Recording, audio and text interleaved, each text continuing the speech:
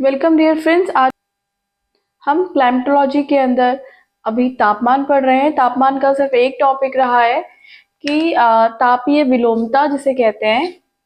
Start करते हैं। तापीय विलोमता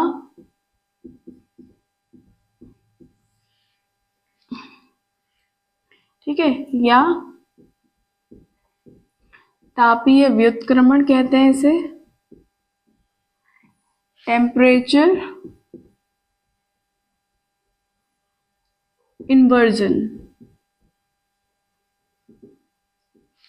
ठीक है। इसे कहते हैं ताप ह्रास दर में व्युत्क्रमण, मीन्स इन्वर्टेड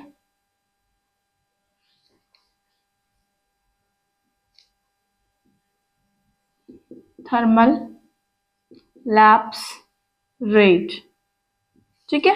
तो ये इस तरीके से पूछा जा सकता है, इन नामों से इसे बोलते हैं, ठीक है।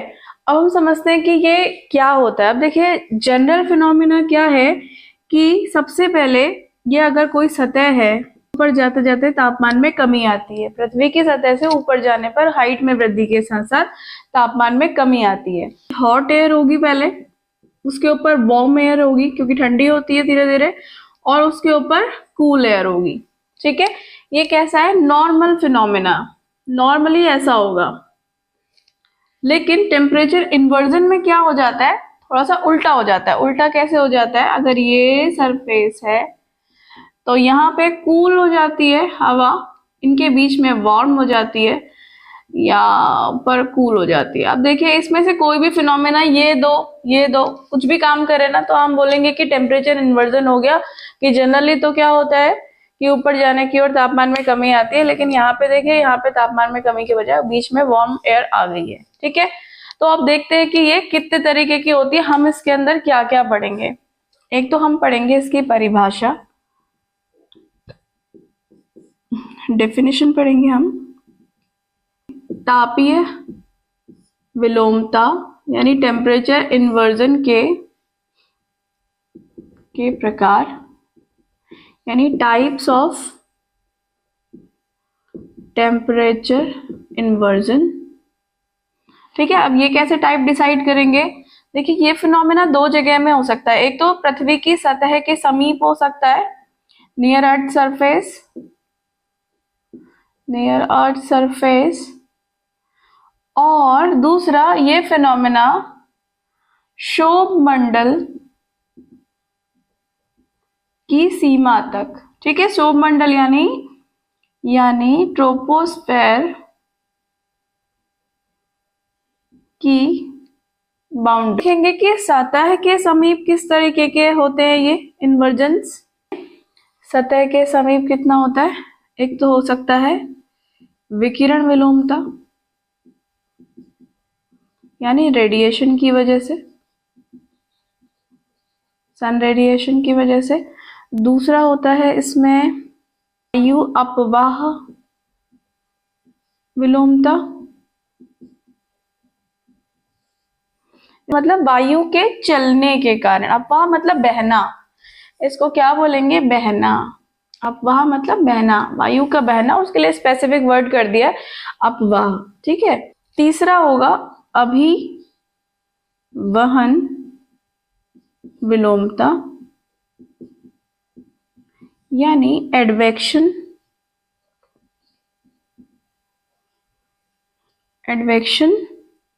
ठीक है, टेम्परेचर इन्वर्जन, ठीक है। अब एक देख लेते हैं क्षोभ सीमा के, उसमें किस तरीके से होगा ये। इसमें देखिए, इसमें होगा एक तो संवहनीय, ठीक है, संवहनीय विलोमता। दूसरा होगा वायु के वायु के अवरोहण या अवतलन। वायु का कहीं से भी नीचे उतरना, किसी पहाड़ी ढाल से नीचे उतरना, या अगर ऊपर वायु गई है और वो नीचे की ओर आ रही है तो उसको वायु का अवरोहण या अवतलन कहेंगे आप, अवतरण के कारण विलोमता। ठीक है, एक आप करेंगे, देखेंगे हम लोग वाताग्री विलोमता, यानी फ्रंट होता है ना, जो फ्रंट्स बनते हैं वो देखेंगे।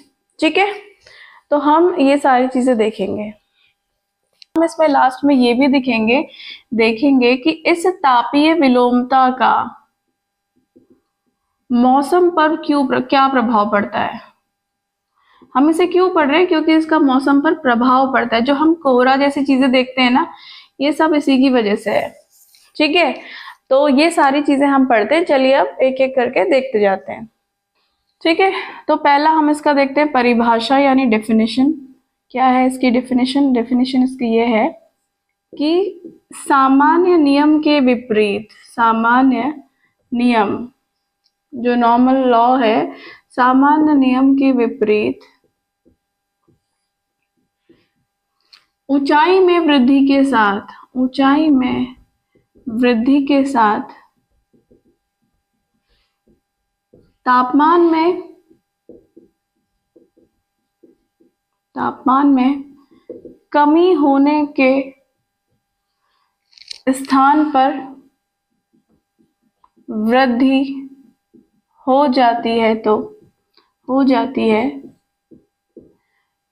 इस स्थिति को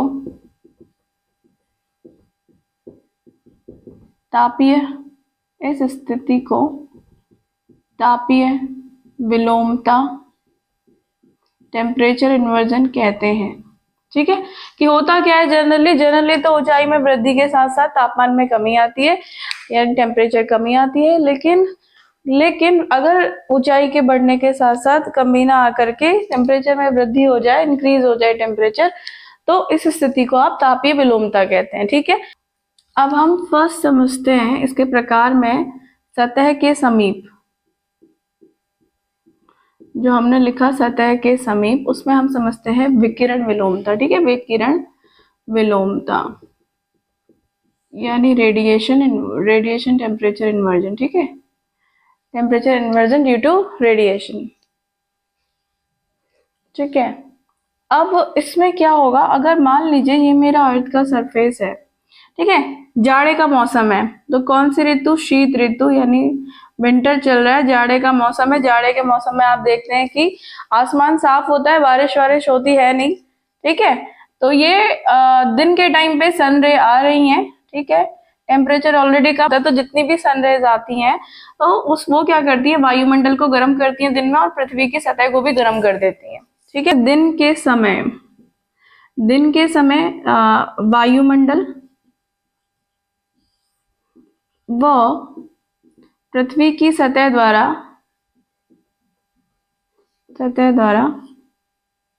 विकिरण का अवशोषण होता है, विकिरण का अवशोषण, जिससे क्या होगा, तापमान में वृद्धि होगी, तापमान बढ़ जाएगा। ठीक है, तो रेडिएशन का एब्जॉर्प्शन होगा एटमॉस्फेयर और अर्थ सरफेस के द्वारा, और टेम्परेचर इंक्रीज हो जाएगा, और इसकी वजह से दिन के समय की स्थिति तो ये हो गई। अब रात के समय क्या होता है? रात के समय आपको पता है कि तापमान कम, चूंकि जाड़े का टाइम है तो टेम्परेचर कम होता है, तो अर्थ सरफेस क्या होगी, जल्दी ठंडी हो जाएगी।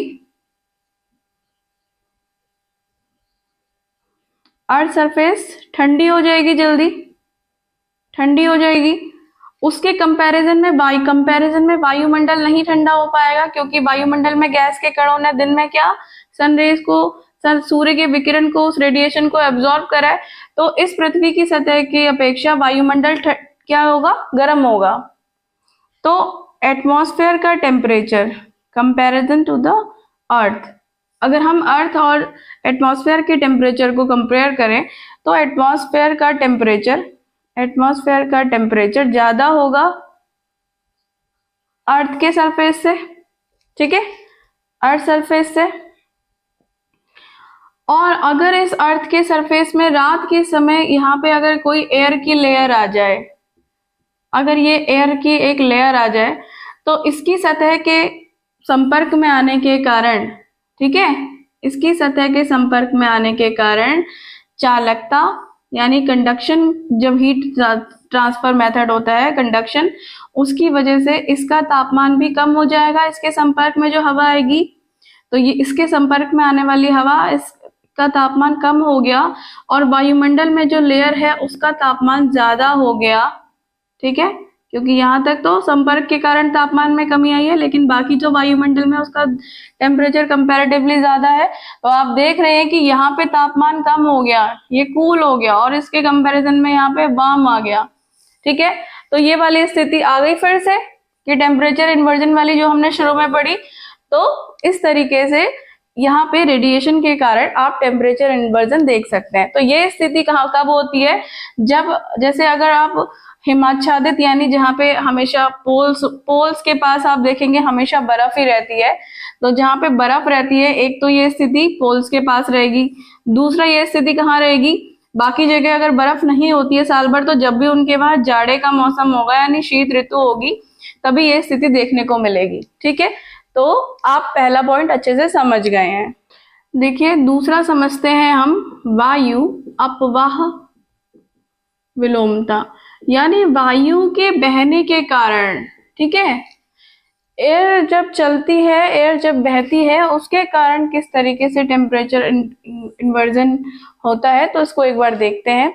ये कहाँ पे होता है, ये होता है पहाड़ों के आसपास। देखिए ये पहाड़ है, ठीक है, चोटी है, ये क्या है, ये घाटी है।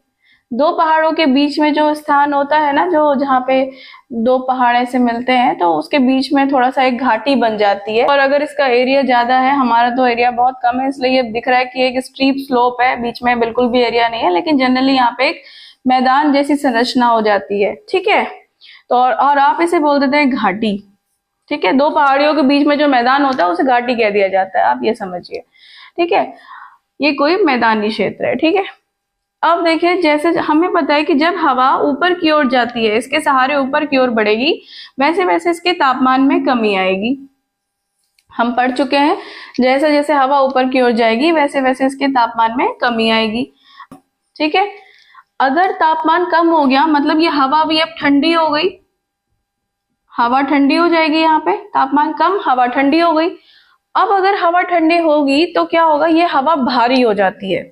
अब भारी कैसे होती है, तक टेम्परेचर ज्यादा रहता है ना, तब तक वो जलवाष्प को ग्रहण करती रहती है, उसकी क्षमता बनी रहती है कि वो और ज्यादा जलवाष्प यानी वेपर को अपने अंदर एब्जॉर्ब करके क्या कंडेंसेशन के प्रोसेस को आगे करके बारिश कर दे।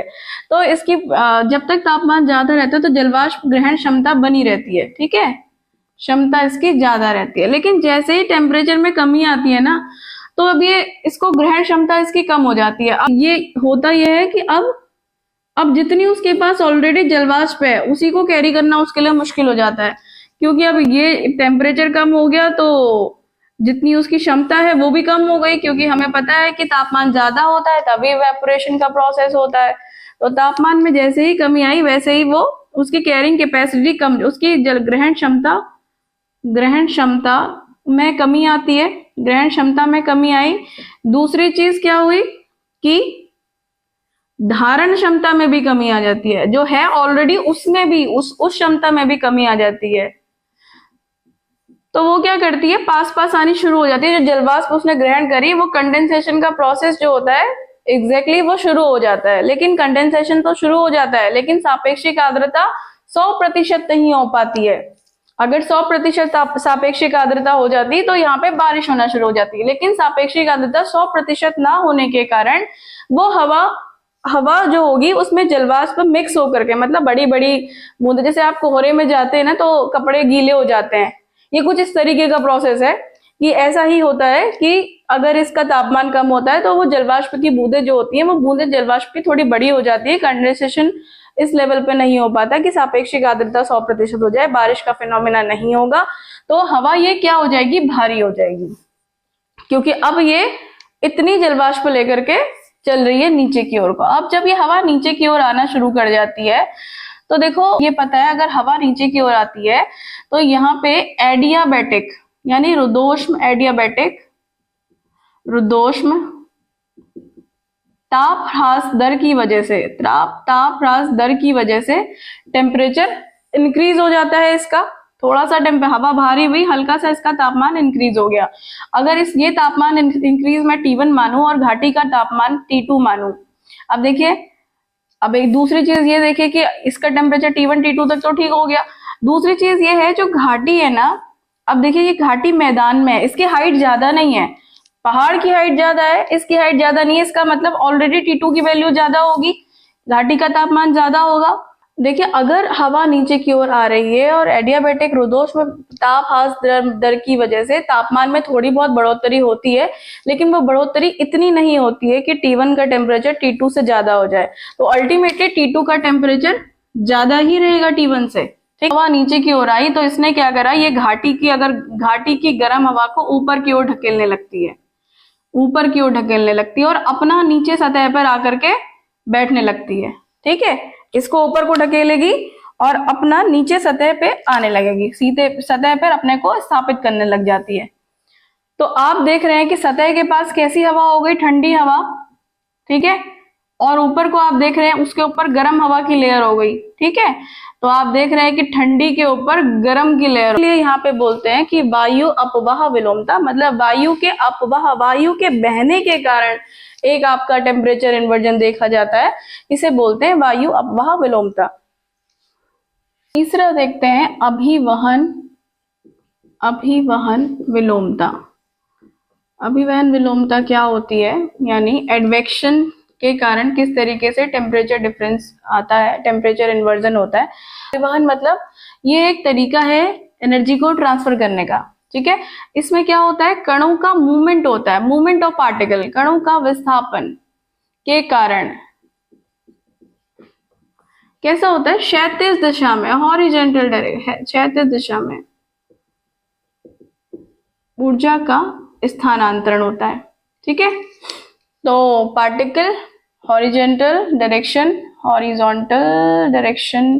ठीक है, कैसा, मूवमेंट ऑफ पार्टिकल कैसे होता है, हॉरिजॉन्टल डायरेक्शन में। इसकी वजह से क्या होता है, ऊर्जा का यानी ऊष्मा का स्थानांतरण होता है। ठीक है, तो अब ये क्या हुआ, ये कोई ठंडी सतह, अगर आपको समझ में नहीं आ रहा है अभिवहन, तो आप एक काम कर सकते हैं, आप प्रीवियस लेक्चर्स को देख सकते हैं जिसमें टेम्परेचर के बेसिक्स में हमने सारे हीट ट्रांसफर के मेथड बता रखे हैं, तो उसमें आपको अच्छे समझ में आ जाएगा कि कंडक्शन क्या है, एडवेक्शन क्या है, कन्वेक्शन क्या है। ठीक है, वो सारी चीजें आप समझ लेंगे। ये सपोज करिए कोई सतह है, ये कोई ठंडी सतह है, इसके ऊपर अगर गर्म वायु चलती है, ठीक है, ऑब्वियसली ठंडी सतह है तो उसके बीच में जो ये लेयर दिखेगी वायु की, ये ठंडी हो जाएगी, और इसके ऊपर अगर कोई गर्म वायु चलती है, कोई हॉट एयर चलती है, तो इस स्थिति में भी यहाँ पे तापीय विलोमता की स्थिति उत्पन्न हो जाती है, टेम्परेचर इन्वर्जन की स्थिति उत्पन्न हो जाती है। ठीक है, क्षोभ सीमा की, अब हम देखते हैं क्षोभ सीमा की ऊपरी परतों में तापीय विलोमता। मैं थोड़ा तेज लिख रही हूँ इसलिए शायद राइटिंग उतना था, लेकिन शायद आप समझ रहे होंगे। ठीक है, तो क्षोभ सीमा की ऊपरी परतों में कैसे होगा, क्षोभ सीमा मतलब ट्रोपोस्फेयर। ठीक है, कि अगर ये मेरा टेम्परेचर है और ये मेरा हाइट है, ठीक है, तो अगर मैंने मान लिया कि यहां तक है ट्रोपोस्फेयर की बाउंड्री,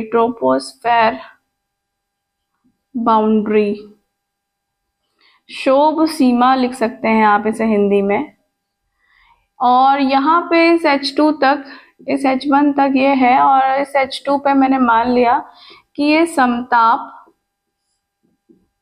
सीमा है, समताप मंडल की सीमा है, स्ट्रेटोस्फेयर बाउंड्री।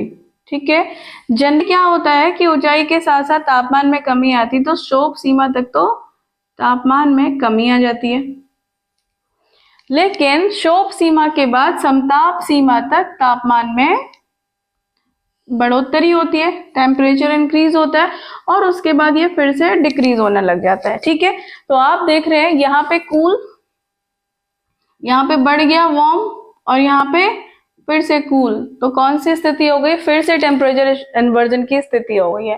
ठीक है, शुभ सीमा में पहली चीज हम देखेंगे संवहनीय विलोमता। संवहनीय विलोमता यानी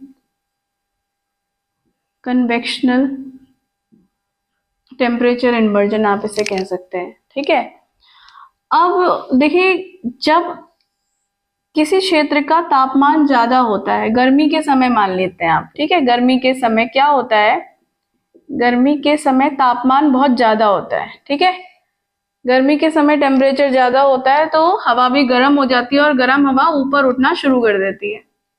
ठीक है, टेम्परेचर ज्यादा, गर्म हवा ऊपर गई, ऊपर गई तो जाहिर सी बात है थोड़ी बहुत जलवाष्प भी होगी इसमें, थोड़ी बहुत इसमें क्या हुई, थोड़ी बहुत इसमें जलवाष्प होगी यानी वेपर होंगी थोड़ी बहुत। अब ऊपर जैसे ही जाती है तापमान में कमी आती है, जब हवा ऊपर जाती है तो तापमान में कमी होती है, तो तापमान में कमी आई, तापमान में कमी आई तो जितनी जलवाष्प है ना अब उतना ही उसके लिए ऊपर ले जाना मुश्किल हो गया उसको, तापमान में कमी आ गई तो अब ये जितनी है यही इसके लिए सफिशिएंट हो जाएगी। ठीक है, अब जितना है उतना ही इसमें, अगर पूरे में जलवाष्प इतना पूरा ऊपर आ गया और इसमें पूरी की पूरी जलवाष्प भर गई और ये अब हवा हो गई भारी, तो क्या हो गया, हवा भारी हो गई। टेम्परेचर कम हुआ, पहले तो हवा ठंडी हो गई, फिर हवा भारी हो गई। हवा अगर भारी हो गई तो अब ये नीचे आना शुरू हो जाएगा। ठीक है, यहां से भी गई थी पहले, यहां से भी गई थी, अब ये हवा नीचे आनी शुरू हो जाएगी। ठीक है, तो ठंडी हवा नीचे की ओर आ रही है और ऊपर देखो, और ये कौन सा एरिया, यहाँ पे हॉट एयर है, हॉट एयर, और हवा अब नीचे आ रही है, भारी हो गई है, ठंडी है, नीचे आ गई है।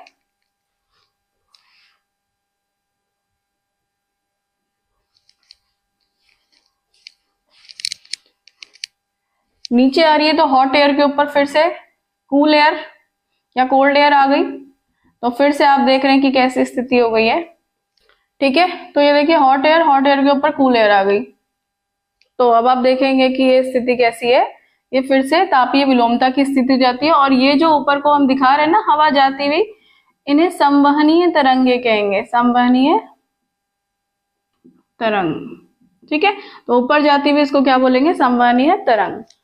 जो संवहनीय तापीय विलोमता की स्थिति थी वो निम्न अक्षांशीय प्रदेशों यानी 0 डिग्री के आसपास के एरिया में 23.5 0 to 23.5 तरीके के एरियाज में होती है।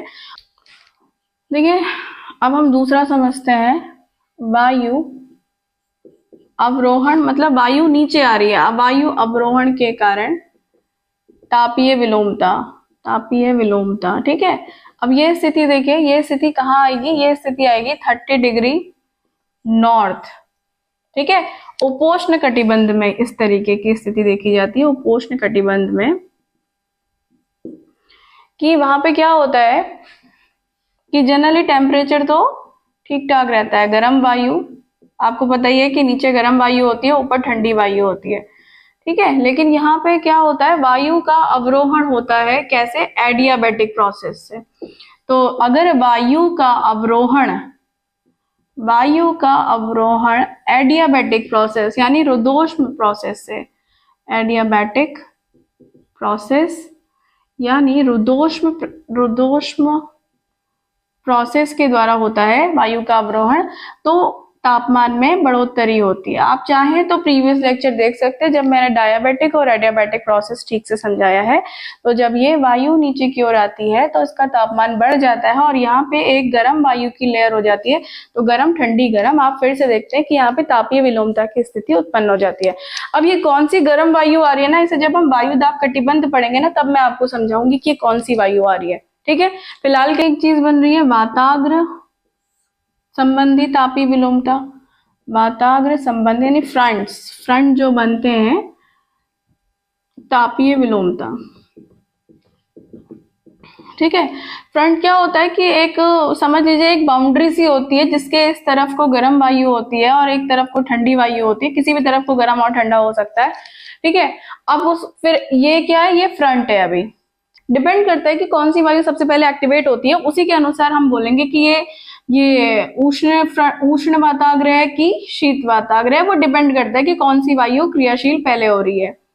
ठीक है, जो पहले एक्टिवेट हो जाएगी वो वाला वाताग्र, ये फ्रंट वो हो जाएगा। अब मान लिया कि ये गर्म वायु का एरिया है और यहाँ पे ठंडी वायु का एरिया है, तो ये गर्म वायु फटक से यहाँ पे प्रवेश कर जाती है शीत वायु के क्षेत्र में, तो नीचे गर्म हवा आ जाती है और ऊपर ठंडी हवा हो जाती है। अगर गर्म हवा ठंडी हवा के क्षेत्र में प्रवेश कर जा रही है तो नीचे गर्म हो गया, ऊपर ठंडी हो गई। अब अगर ये निम्न अक्षांशीय प्रदेश है, यानी 0 डिग्री के आसपास का अगर एरिया है, तो ऊपर की वायु तो फिर अभी भी गर्म होगी, क्योंकि यहाँ का टेम्परेचर तो गर्मी वाला है। तो क्या होगा, ये देखिए गर्म हवा, गर्म ठंडी और गर्म, तो यहाँ पे फिर से फ्रंट बन गया।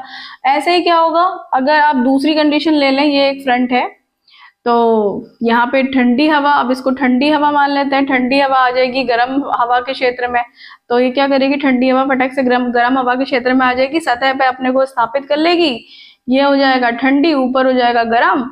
और अगर ये ठंडा प्रदेश है तो बीच में भी ठंडा हो जाएगा, ऊपर भी ठंडे है, तो गर्म ठंडी और ये, तो इस तरीके से आप देखते हैं कि वाताग्र के साथ भी तापीय विलोमता की स्थिति हो जाती है।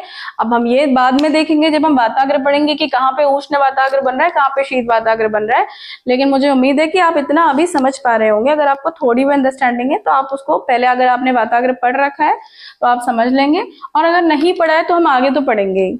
ठीक है, अब हम देखते हैं कि तापीय विलोमता का मौसम पे क्या प्रभाव पड़ता है, इम्पैक्ट ऑन वेदर। ठीक है, मौसम पर प्रभाव यानी इम्पैक्ट ऑन वेदर। तो मौसम पे इसका प्रभाव कैसे पड़ता है, देखिए ये है, ये कोई सरफेस मैंने माना, अर्थ सरफेस है। ठीक है, अगर इस अर्थ सरफेस के पास में किसी भी, जो हमने रीजन लिए, इतने रीजन में से किसी भी उसमें ठंडी वायु हो जाए, यानी कूल एयर हो जाए, कूल एयर हो जाए, और यहाँ पे गर्म वायु, ठीक है, हॉट या वार्म कुछ भी लिख सकते हैं आप, फिर ठंडी वायु हो जाए ऊपर। ठीक है, क्योंकि यही तो तापीय विलोमता की स्थिति है, ठंडी वायु यहाँ पे कूल कर दिया। ठीक है, हमने तो ऐसा हो गया। तो अब क्या होगा, देखिए इस स्थिति में कि सरफेस के पास है ठंडी वायु, यहाँ पे है गर्म वायु। अब इन दोनों के बीच में क्या होगा, यहाँ पे डायाबैटिक प्रोसेस से हीट ट्रांसफर, टेम्परेचर ट्रांसफर होना शुरू हो जाएगा, क्योंकि एक का टेम्परेचर ज्यादा है, एक का टेम्परेचर कम है, और हीट हमेशा high temperature to low temperature flow करती है। तो इसकी वजह से इस हॉट वाले गर्म वायु का तापमान भी क्या हो जाएगा, इसकी वजह से इसका तापमान में कमी आ जाएगी।